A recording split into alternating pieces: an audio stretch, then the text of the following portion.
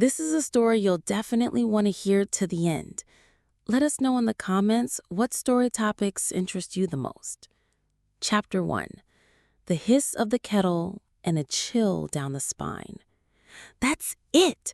Arthur's voice cracked into an unpleasant, almost womanish screech that he himself was ashamed of, but he couldn't hold it back any longer. I can't take it anymore. This isn't a life. It's some kind of vegetation. A Groundhog Day starring you. Look at yourself. The dead eyes, that eternal, faded to transparency robe of yours, the vacuum cleaner held at the ready like a battle standard. No fire, no desire, not a single spark. Can't you do something for yourself for a change? Get a different haircut, maybe. The words, vicious and unfair, as it seemed even to him for a split second, escaped and hung in the thick silence of the kitchen. The quiet, however, was broken by the insistent and ever-growing whistle of the old enameled kettle which Helen loved so much and refused to replace with a modern electric one. That whistle now seemed to Arthur to be the accompaniment of his own powerlessness. He was spent. He expected anything, a flood of bitter tears, which he had learned to endure with stoic indifference, retaliatory reproaches escalating into their usual squabbles, maybe even the smashing of dishes, which would have introduced at least some variety. But Helen was silent. Slowly, with an almost pharmaceutical precision, she placed a plate of neatly sliced bread on the vinyl tablecloth. Then she turned. Her face, always so soft, pliable, a little tired, was impenetrable, as if carved from ivory. A mask, an icy mask on which not a single muscle twitched. She looked at him point blank, not the way an offended wife looks at a guilty husband, nor the way a woman preparing for a fight looks. It was a long, strange, almost unhumanly probing gaze.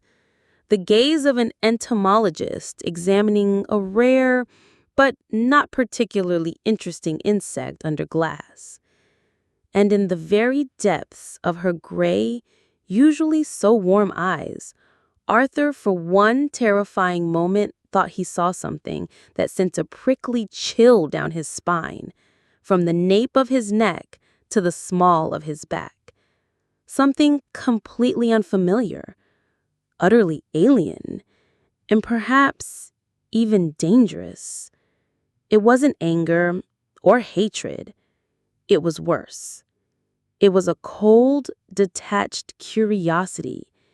He suddenly felt he was not a husband, not a tyrant, not even a man, but an object, an exhibit, raw material. What is this?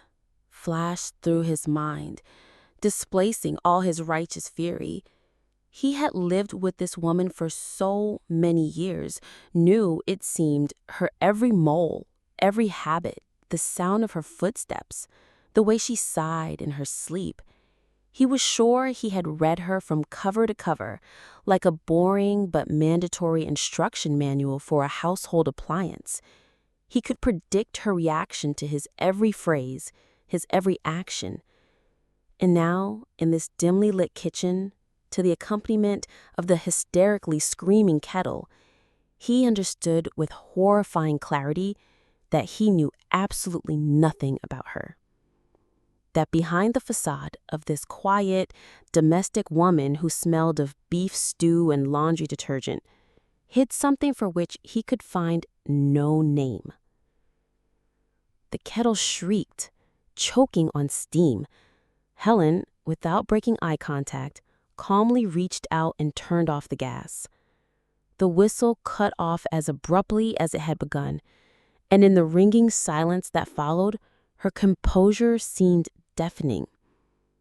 He suddenly realized he was afraid, not of her anger, but of her silence, not of her tears, but of her dry, observant eyes. All his feigned bravado, all the authority as head of the family he had accumulated over the years of their life together, shriveled up, deflated like a punctured balloon. He stood in the middle of his own kitchen, as bewildered as a schoolboy, and felt a drop of sweat crawl down his forehead. And Helen just kept watching. And in that gaze, there was no forgiveness, no condemnation. There was something that frightened him more than anything in the world. A complete, total indifference, seasoned with a barely perceptible hint of, what, contempt? No, more like professional interest, as if she had just received confirmation of some long-held, carefully verified theory. Chapter 2. The Melodrama Actress. The next morning was saturated with artificiality.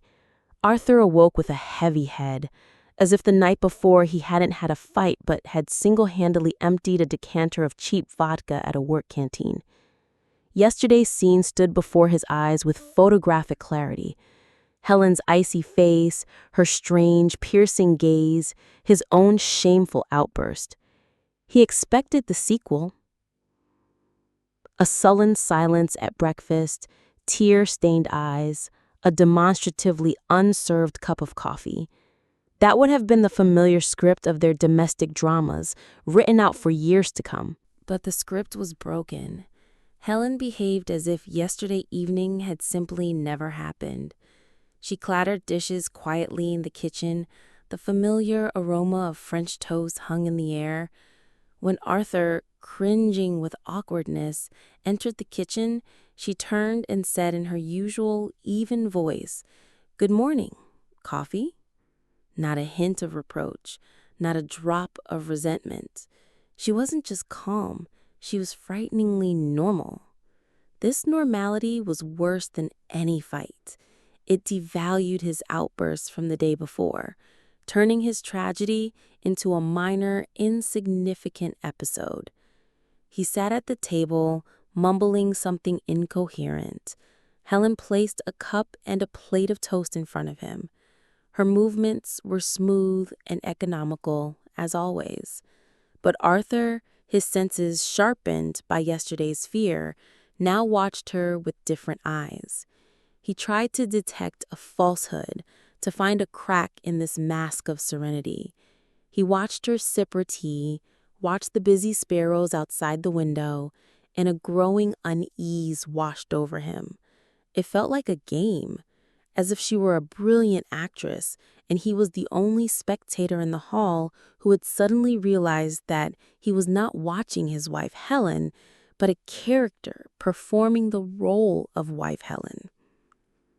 After breakfast, she did something she hadn't done on a weekday in many years. She went to the mirror in the hallway, stared at her reflection for a long time, and then pulled a tube of lipstick from the depths of a jewelry box.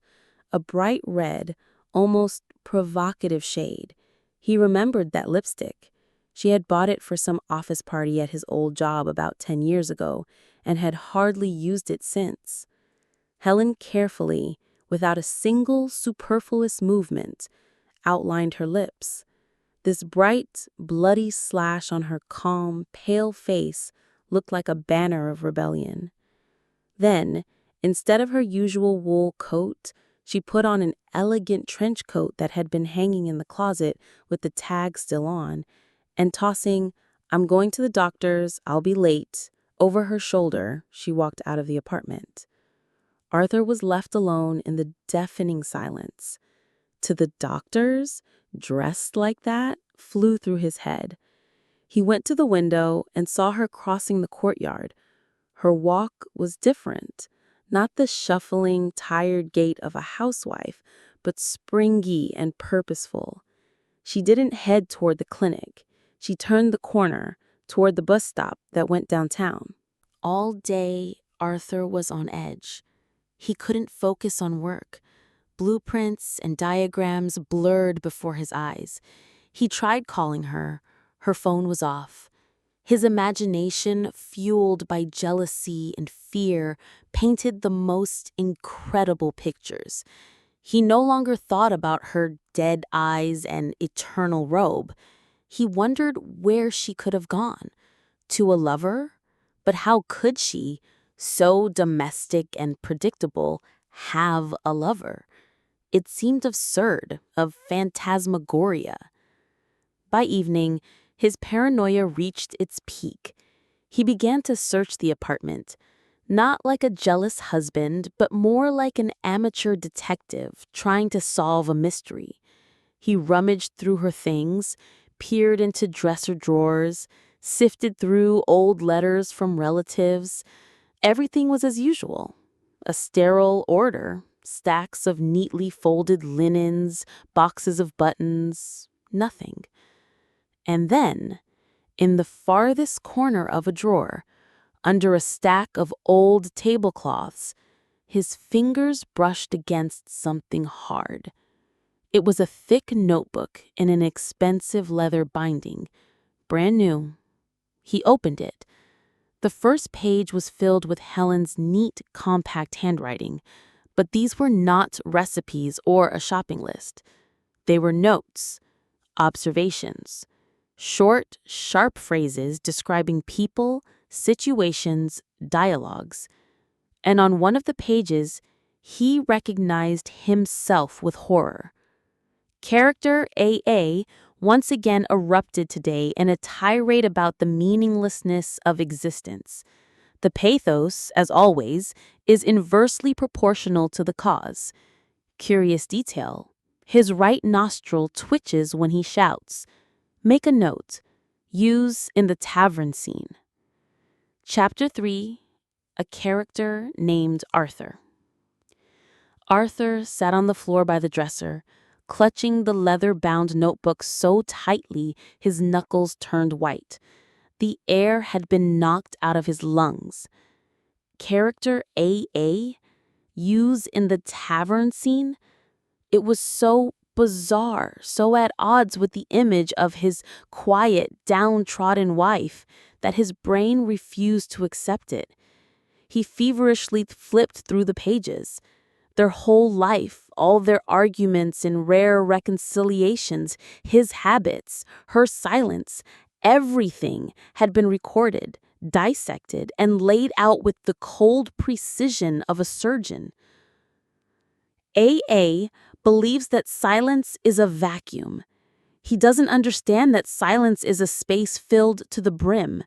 He tries to fill it with noise because he's afraid of hearing the echo of his own emptiness within it.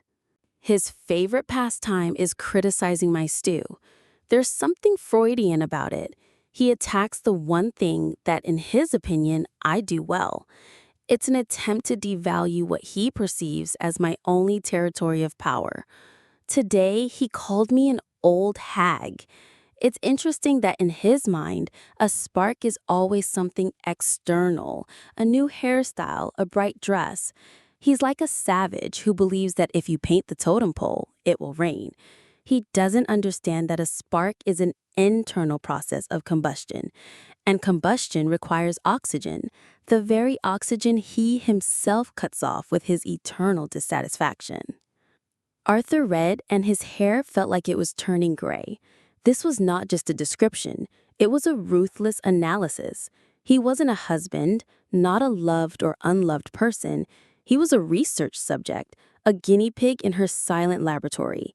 His most private insecurities, his fears, his pathetic attempts to assert himself at her expense, everything was exposed and laid bare for all to see.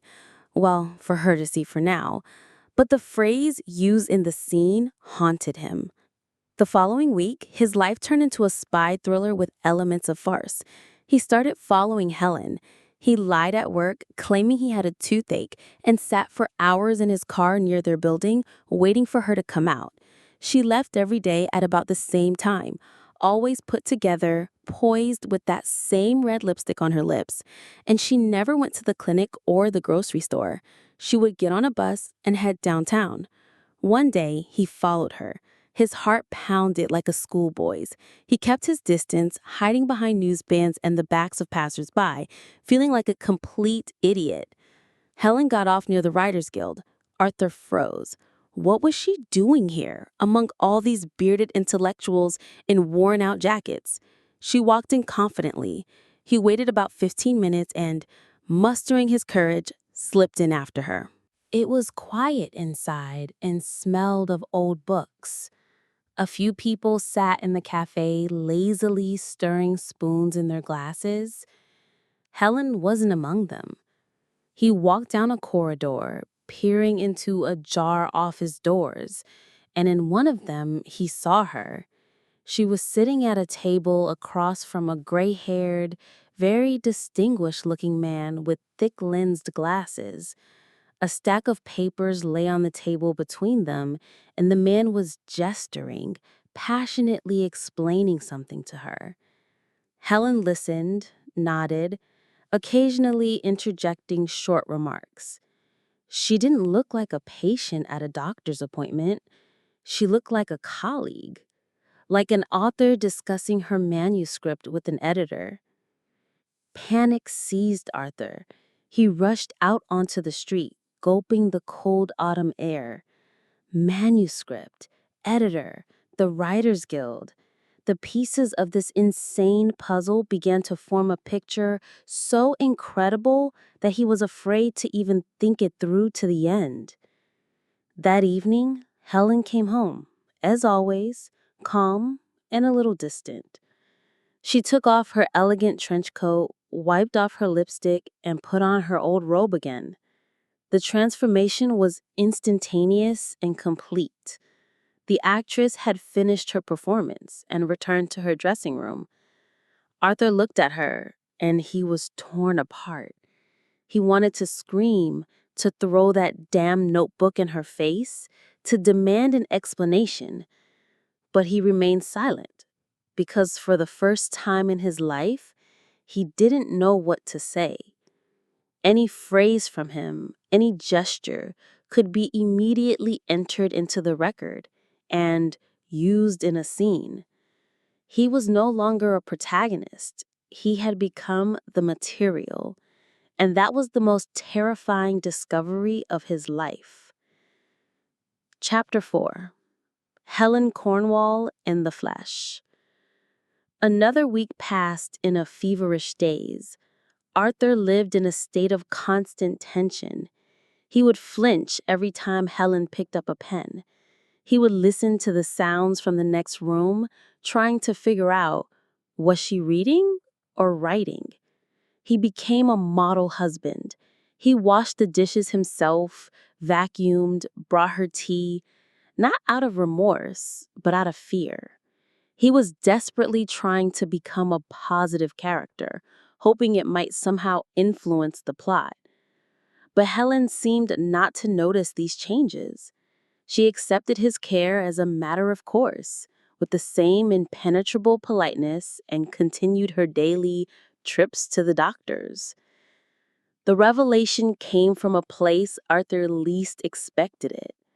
One day, bored at work, he was flipping through a recent issue of the Literary Review, which their engineering firm subscribed to, out of old habit.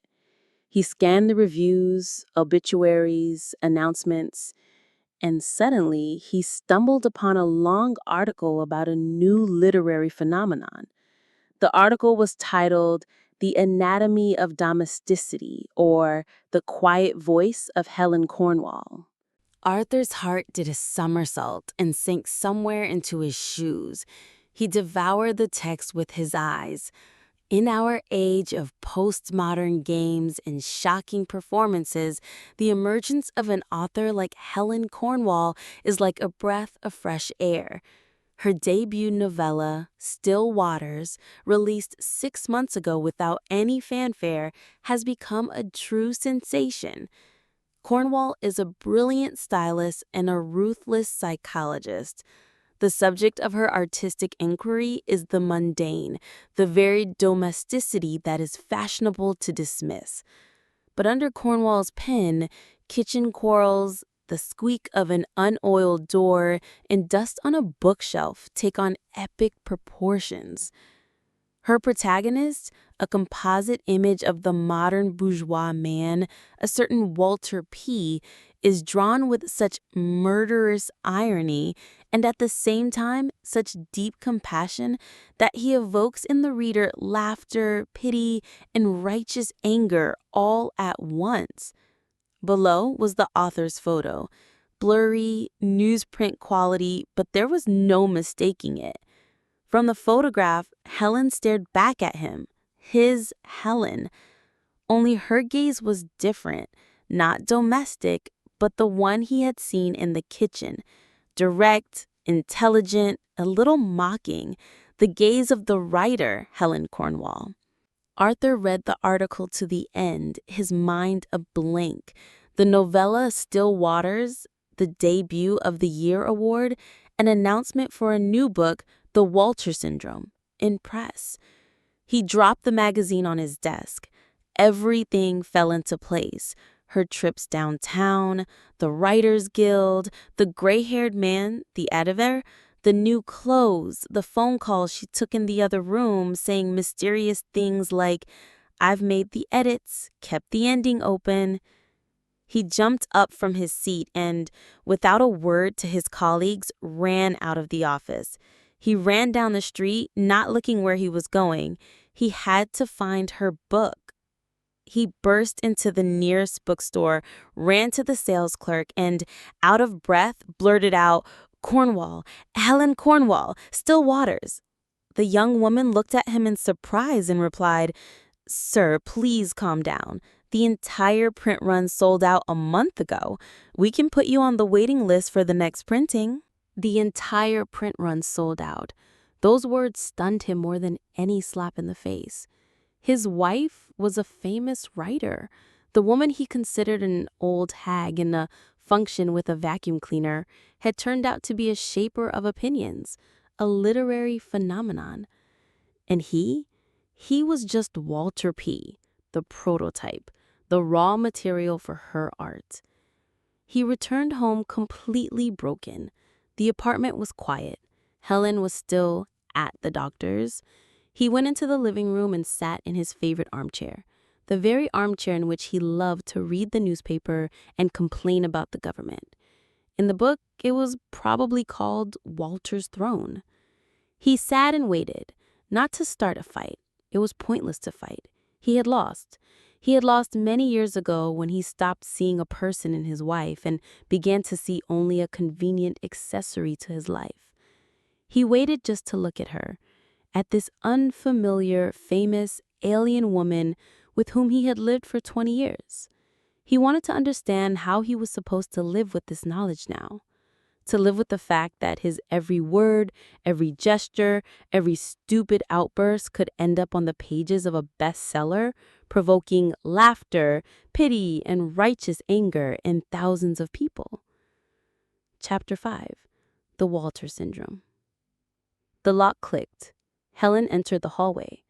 Arthur didn't move, though his heart began to beat faster. He heard her take off her coat, the rustle of a grocery bag. Even as a literary celebrity, she didn't forget to buy milk and a loaf of bread.